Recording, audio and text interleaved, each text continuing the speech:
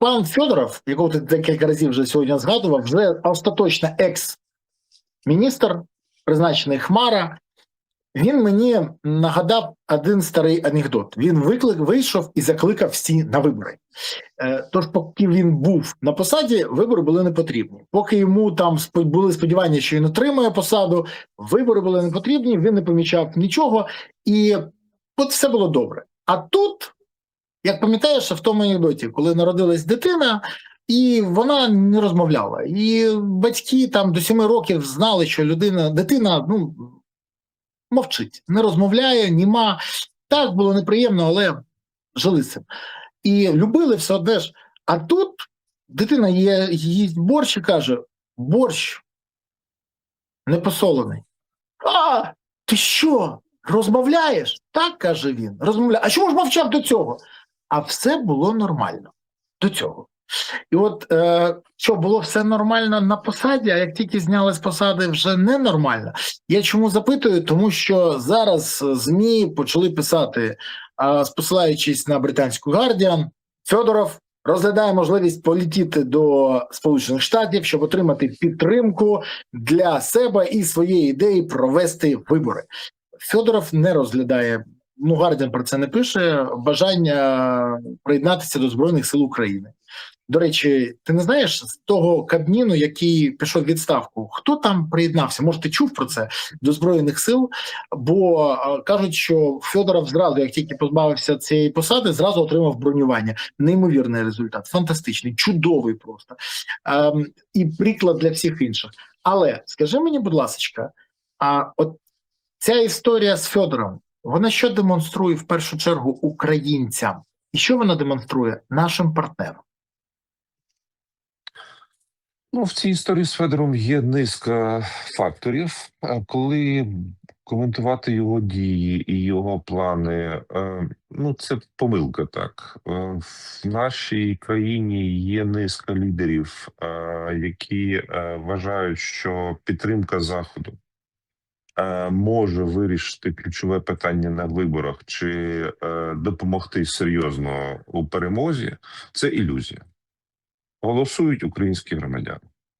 І баланс перемоги, компромісу – це вже мистецтво цього політика, який всередині країни може цю всю кухню зробити. Я думаю, що Федоров просто хоче поїхати в Сполучені Штати, зробити якісь фотографії, якщо він взагалі поїде, та якщо його випустять, то ми ж розуміємо, Володимир Олександрович, він може себе накрутити, попри те, що це його ставленик Федорів, а Зеленський може себе накрутити до того рівня, що його не випустять з країни, і чим ще більше підніме його рейтинг. Так. Я не вірю в історію Федорова як самостійного проєкту. Я вважаю, що така сама історія, як з Будановим, коли просто намагаються створити якусь альтернативу, контрольовану опозицію, чи не любите Зеленського, тоді окей, Федоров має бути для вас нормально. І от в цій емоційній качелі люди дуже легко піймалися в чергове, що мене, чесно кажучи, дуже серйозно знікло і розстроїло. Друге питання. В нас є така вже давно сформована... Вибач, на секунду переб'ю тобі. На підтвердження твоєї версії один з політологів мені сказав, якщо оточення Федорова буде мобілізоване, значить він дійсно пішов в опозицію. Якщо вони залишаться при ньому, всі ці Лачини та інше, значить все добре, і тоді без питань дійсно він проєкт. Більше того, навіть якщо вони будуть мобілізовані, питання ж, де вони будуть служити. Правильно, можна служити в Києві спокійно і від цього мати бонус, а можна, як нас з тобою, погнали в окопи і там десь згнив, той згнив. По-друге, найкращий вихід для Федорова, якщо він був би самостійним політиком, зараз, власне, піти до лав Збройних сил України. Ніхто від нього не вимагає зараз бути умовно десь в окопах по півроку, як багато піхотинців, на жаль, змушені перебувати.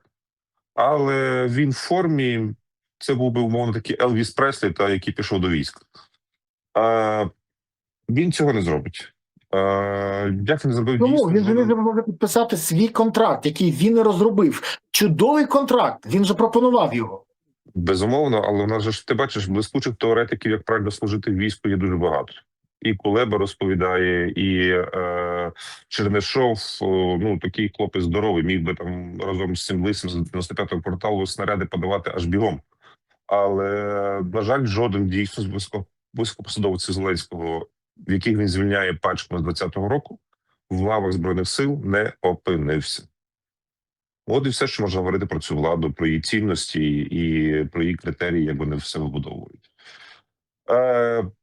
Чи має проект Федорова майбутнє? Я не вірю. Попри те, що він всіляко зараз гаряче підтримується оцією невеличкою, але вкрай галасливою групою людей, які для себе визначили антикорупційні процеси як їхній такий модус віванді, так і життєвий підхід, як взагалі це життя прожити. Ми бачимо, наскільки різко помінялася їхня позиція після призначення Хмари.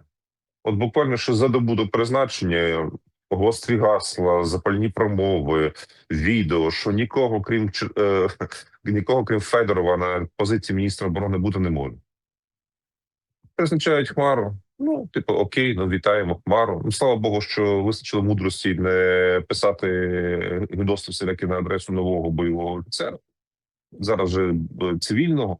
Але тим не менше, це все здулося як мильна бульбашка. Тому я думаю, що насправді результат історії Федорова буде такий самий, як результат історії Кубракова, який йшов точно цим самим шляхом. Десь президент був незадоволений, десь від нього тішився, особливо як було організовано велике будівництво. Але в підсумку ці всі гучні естакади, і що звільняють останнього реформатора уряду Зеленського, ну, канули в лету. Ну, звільнили та звільнили. Не можна з тобою не погодитись, але ти знаєш, останнім часом відбуваються ще цікаві моменти. Ну, після того, як всі дізналися, що намагання Зеленського розповісти, що він не спілкується з Міндіч це злочинець і покидьок. Навіть Притула в ефірі вкидав це, що я говорив, говорив з Зеленським, і Зеленський мені сказав, що той злочинець Міндіч і покидьок розбивається об один тезис.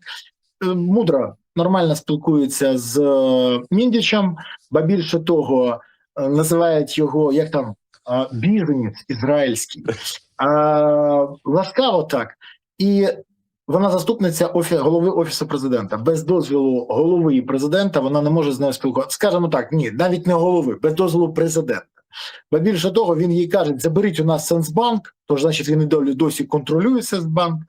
А ми бачимо, що комунікації на тому ж рівні, ми бачимо, що Міндіч як був друзякою президента, так і був, а говорити він може все, що завгодно, Зеленський розповідати. Він розповідає, що якщо б він був тоді президентом, він би вмер, але зелені чоловічки в Крим би не зайшли.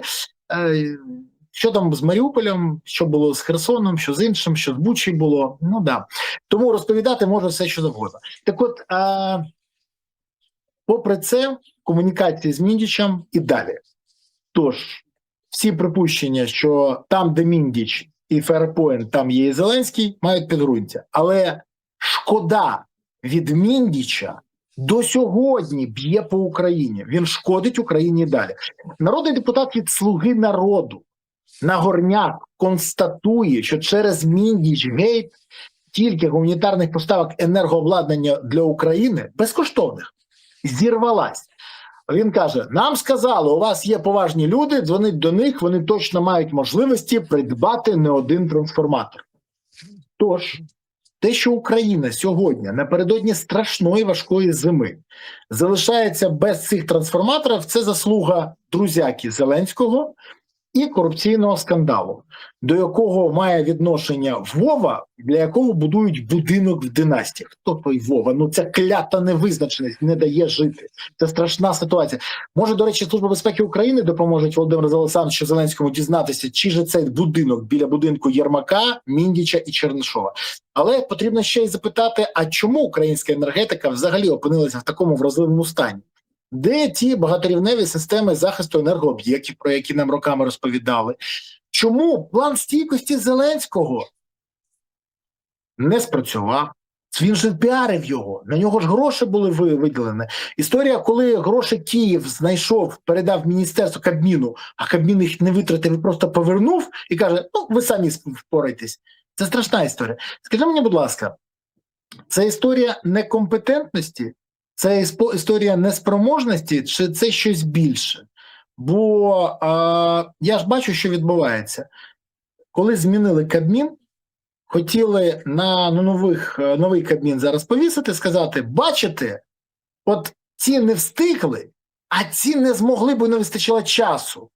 І в березні, всі розуміли, цей Кабмін хотіли поміняти знову на новий, бо більше того, величезна кількість експертів і злих язиків з банкової кажуть, що Шмигаль відмовився зараз ставати, сказав, я в березні стану прем'єром знову, бо навіщо йому брати на себе цю історію? Скажіть, будь ласка, це про відповідальність перед громадянами, чи це навпаки, про невідповідальність і неспроможність чогось зробити? Що ми зараз спостерігаємо? Бо Нагорняк констатує, Міндіч-гейт вдарив по Україні і по енергобезпеці.